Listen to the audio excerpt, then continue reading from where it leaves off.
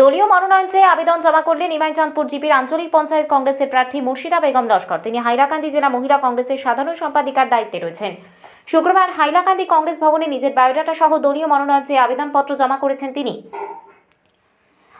আবেদনপত্র জমা করে সংবাদ মাধ্যমের কাছে মুর্শিদা বেগম লস্কর জানান, নিজের নির্বাচনী প্রচার জোর কদমে চলছে। নিমাইচাঁদপুর জিপির আঞ্চলিক পঞ্চায়েত সদস্য পদে কংগ্রেসের একমাত্র মহিলা প্রার্থী তিনি। এজন্য সাধারণ ভোটারদের কাছ থেকে প্রচুর সাড়া মিলেছে বলে জানান। এদিকে কংগ্রেসের টিকিট লাভ করলে জয় নিশ্চিত বলে দাবি করেছেন মুর্শিদা বেগম লস্করের স্বামী তথা হাইলাকান্দি জেলা কংগ্রেসের সাধারণ সম্পাদক পারভেজ আহমেদ লস্কর।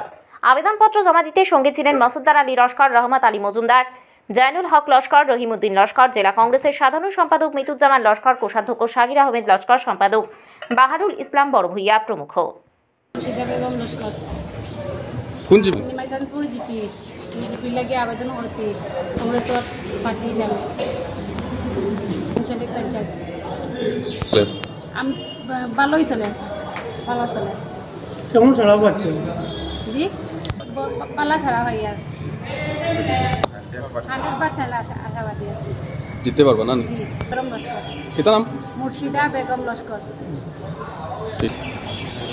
নিমাইচাঁদপুর আঞ্চলিক জেলা পরিষদের অন্তর্গত নিমাইচাঁদপুর জিপি আঞ্চলিক পঞ্চায়েত পদের সদস্য পদের কংগ্রেস প্রার্থীর লাগে আমরা আবেদন করছি আজকে।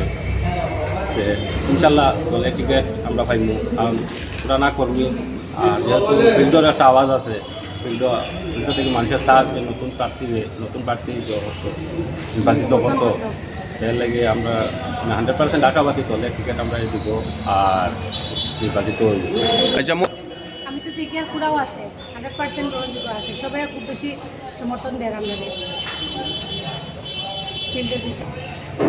মানুষের সেবা করা তারা আমাদের তারা সেবার লাগিয়ে তো গ্রহণ করছে। সবার প্রথম তারা কাছে যাওয়া, তার সঙ্গে মিলা, তারা সব সুখ শোনা, তাও খাম, দুঃখে সুখে থাকা, তাও খাম। ঠিক আছে।